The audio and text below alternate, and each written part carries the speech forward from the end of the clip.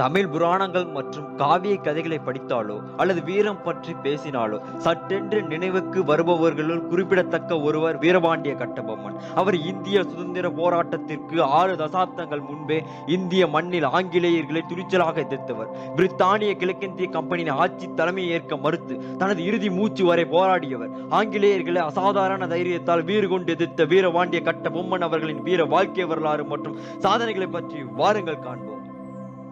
பொம்மு மற்றும் ஆதி கட்டபொம்மன் வம்சாவளியில் வந்தவர்களே ஜெகவீர கட்டபொம்மன் மற்றும் ஆறுமுகத்தம்மாள் தம்பதியர். விஜயநகர ஆட்சி காலத்தில் தமிழகத்திற்கு ஆந்திராவிலிருந்து குடிபெயர்ந்து வந்தவர்கள்தான் கட்டபொம்மனின் முன்னோர்கள். ஜெகவீர கட்டபொம்மன் திக்கு விசய கட்டபொம்மன் என்றும் அழைக்கப்பட்டார். இத்தம்பதியருக்கு மகனாக ஜனவரி மாதம் 3ஆம் தேதி 1760ஆம் ஆண்டில் வீரபாண்டிய கட்டபொம்மன் அவர்கள் பிறந்தார்.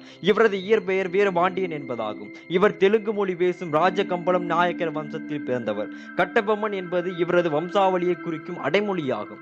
வீரபாண்டிய கட்டபொம்மன் அவர்களுக்கு ஊமைத்துறை, துரைசிங்கம் என்ற 2 சகோதரர்களும் ஈஸ்வர வடிவு துரைகண்ணு என்ற 2 சகோதரிகளும் இருந்தனர். சில ஆண்டுகளுக்கு பின்னர் கட்டபொம்மன் அவர்கள் வீர ஜக்கம்மாள் என்பவரை திருமணம் செய்து கொண்டார். அவருக்கு 30 வயதாகும் வரை அவரது தந்தை ஜெகவீர கட்டபொம்மன் அவர்கள் பாளையக்காரராக இருந்து வந்ததால் தந்தைக்கு உதவியாக இருந்தார் கட்டபொம்மன். பின்னர் பிப்ரவரி 2ஆம் தேதி 1790ஆம் ஆண்டு தனது 30வது வயதில் 47வது பாளையக்காரராக அரியணை பொறுப்பை ஏற்றார். இவர்களுக்கு பிள்ளை பேறு இல்லை.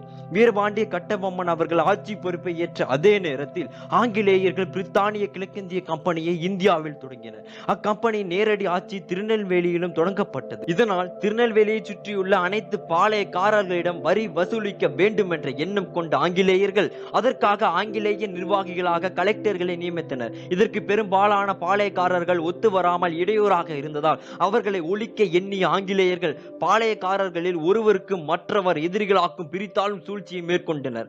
ஆங்கிலேயர்களுக்கு பயந்த சிலர் அவர்களுக்கு வரி செலுத்தியதால் அவர்களுக்கு பல சலுகைகள் தந்தனர். அவர்களை எதிர்த்தவர்களுக்கு அதிக வரி விதித்து தண்டனையும் வழங்கினர். பாஞ்சாலங்குறிச்சிக்கு வருவாய் அளித்து வந்த வளமான பகுதிகளான திருவைகுண்டம், ஆழ்வார் திருநகர் போன்றவை ஆங்கிலேயர்களின் ஆட்சியின் கீழ் வந்ததால் கட்டபொம்மனால் வரி செலுத்த முடியவில்லை. அப்பொழுது நெல்லை மாவட்டத்தில் வரி வசூலிக்கும் பொறுப்பை மார்க்ஸ்வெல் என்ற தளபதி பெற்றிருந்தார். ஆனால் அவரால் வீரபாண்டிய கட்டபொம்மனிடம் இருந்து வரியை வசூலிக்க முடியவில்லை. பாளையக்காரராக முதலில் கப்பம் கட்ட மறுத்தது வீரபாண்டிய கட்டபொம்மன் தான். கப்பம் கட்ட போதிய பணம் இல்லாததால் திருநெல்வேலியை சுற்றியுள்ள பகுதிகளுக்கு தனது படைகளை அனுப்பி மக்களிடமிருந்து வரி வசூல் செய்தார் கட்டபொம்மன். இதனை பல மக்களும் பகல் கொள்ளை என்று குற்றம் சாட்டினர். கட்டபொம்மனை கொள்ளையர் என்றெல்லாம் சாடினர். அப்பொழுது திருநெல்வேலி பகுதியின் கலெக்டராக இருந்த ஜாக்சன் துரை என்பவர் கட்டபொம்மனிடம் வரி கேட்க நேரில் சென்ற போது கோபமடைந்த கட்டபொம்மன் அவர்கள் வீரபாண்டிய கட்டபொம்மன் அவர்கள் பேசிய வீர வசனம் இன்றளவும் மக்கள் மனதில் நீங்கா இடம் பிடித்திருக்கிறது.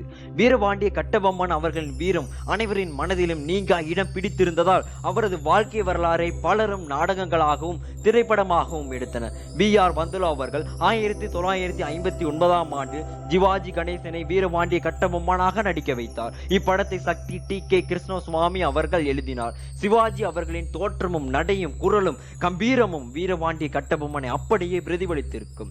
வீரபாண்டிய கட்டபொம்மன் என்றால் பலருக்கும் சிவாஜி கணேசன் அவர்களே நினைவுக்கு வருவார். அந்த அளவிற்கு அந்த கதாபாத்திரத்தை சிறப்பாக செய்திருப்பார்.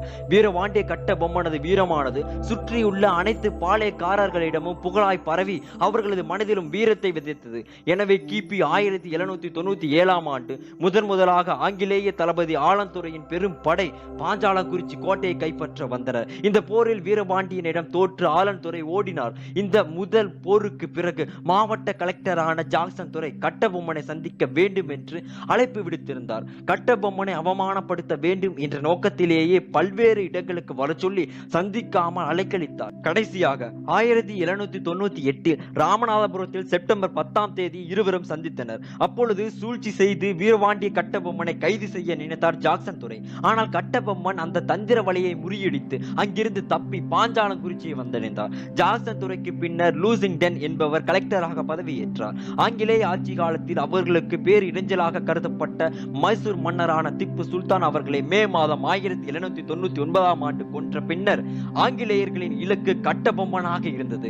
அவருக்கும் பிரித்தானிய அரசு நிர்வாகிகளுக்கும் முரண்பாடு அதிகரித்ததால் செப்டம்பர் 1ஆம் தேதி 1799ஆம் ஆண்டு பானர்மேன் என்பவர் தலைமையில் ஆங்கிலேய படை பாஞ்சாலங்குறிச்சியின் மீது படையெடுத்தது. போருக்கு தயாராகாமல் இருந்த போதிலும் கட்டபொம்மன் அவர்கள் ஆங்கிலேயர்களை எதிர்த்து எதிர்த்து கடுமையாக போராடினார். இந்த போரில் கோட்டையை ஆங்கிலேயர்கள் கைப்பற்றியதால் கட்டபொம்மன் புதுக்கோட்டை மன்னர் விஜய ரகுநாத தொண்டைமானிடம் தஞ்சம் புகுந்தார். ஆங்கிலேயர்களுக்கு பயந்து அவரை புதுக்கோட்டை மன்னர் காட்டிக் கொடுத்ததால் ஆங்கிலேய நிர்வாகிகள் அவரை கைது செய்தனர். இறக்கும் தருவாயில் அவர் பேசிய வீர வசனங்கள். பானர்மேன் விசாரணை என்ற பெயரில் ஒரு கேலி கூத்தை பாளையக்காரர்கள் முன்பாக அக்டோபர் மாதம் 16 அன்று அரங்கேற்றினார். மரத்தடியில் விசாரணை நடத்தி கட்டபொம்மனை குற்றவாளி என்கின்றான் வெள்ளையன். தன் மீது சுமத்தப்பட்ட குற்றங்களை கட்டபொம்மன் மறுக்கவில்லை, உயிர் பிச்சையும் கேட்கவில்லை. மேலும் கம்பீரத்தோடு எனது தாய் மண்ணை காப்பதற்காக ஆங்கிலேயர்களுக்கு எதிராக பாளையக்காரர்களை திரட்டினேன், போர் நடத்தினேன் என்று முழங்கியவாறு தூக்கு மேடை ஏறினார் கட்டபொம்மன். தூக்கு மேடை ஏறிய போது அவரது பேச்சில் வீரமும் தைரியமும் நிறைந்திருந்தது. இது சுற்றி நின்ற அனைவரின் மனதிலும் பெரும் விதத்தை உருவாக்கியது. தூக்கு மேடை ஏறிய போது இப்படி சாவதை விட பாஞ்சாலங்குறிச்சி கோட்டையை பாதுகாப்பதற்காக போரிட்டு செத்திருக்கலாம் என்று கட்டபொம்மன் மனம் நொந்து கூறினார். வீரபாண்டிய கட்டபொம்மன் அவர்கள் ஆங்கிலேய தளபதி பானர்மேன் உத்தரவின்படி அக்டோபர் 19ஆம் தேதி 1799ஆம் ஆண்டு திருநெல்வேலிக்கு அருகே உள்ள கயத்தாரில் பாளையக்கோட்டைக்கு முன்பாக உள்ள புளிய மரத்தில் தூக்கிலிடப்பட்டார். வீரபாண்டிய கட்டபொம்மன் அவர்கள் 9 ஆண்டுகள் 8 மாதம் 14 நாட்கள் அரசராக பணியாற்றினார். வீரபாண்டிய கட்டபொம்மன் அவர்களின் வீரத்தையும் தியாகத்தையும் நினைவு கூறும் வகையில் கட்டபொம்மன் தூக்கிலிடப்பட்ட கைத்தாரில் அவரின் நினைவிடம் ஒன்று அமைக்கப்பட்டுள்ளது.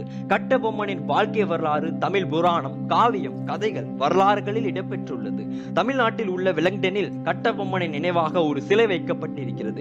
அக்டோபர் 16, 1799ஆம் ஆண்டு தபால் முத்திரை ஒன்றை 200ஆம் ஆண்டு விழாவில் வெளியிடப்பட்டது. வீரபாண்டிய கட்டபொம்மன் பண்பாட்டு கழகம் என்ற அமைப்பு அவரது நினைவாக செயல்பட்டு வருகிறது. மாவட்ட நிர்வாகம் அவரது ஆண்டு விழாவை பாஞ்சாலங்குறிச்சியில் வீரபாண்டிய கட்டபொம்மன் விழாவாக கொண்டாடுகிறது. கட்டபொம்மன் வரலாறு என்ற ஒரு நூல் தமிழ்நாடு சுற்றுலாத்துறையால் வெளியிடப்பட்டுள்ளது. இந்த வீடியோ பற்றின கருத்துக்கள் வரவேற்கப்படுகின்றன. உங்கள் கருத்துக்களுக்காக நாங்கள் காத்திருக்கின்றோம். இந்த காணொளி கண்டமைக்கு நன்றி.